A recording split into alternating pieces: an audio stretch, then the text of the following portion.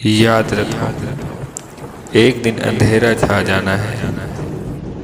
आँख खुलेगी तो कब्र में होंगे। उस वक्त जब हमारा रब हमसे पूछेगा क्या लेकर आए,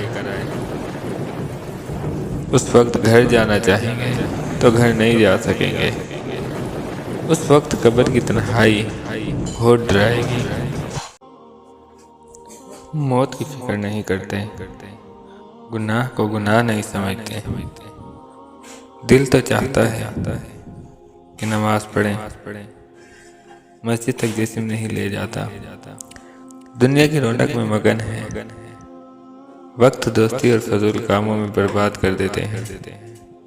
लेकिन याद रखो, एक दिन अंधेरा छा जाना है। आँख खुलेगी तो कब्र में होंगे।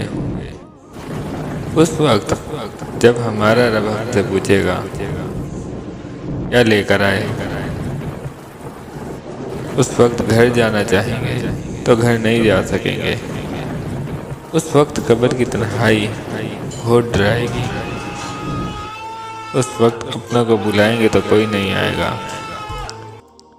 हमारे पास अब भी वक्त है कि संभल जाएं। कुरान पाक की तिलावत को अपनी ज़िंदगी का हिस्सा बनाएं।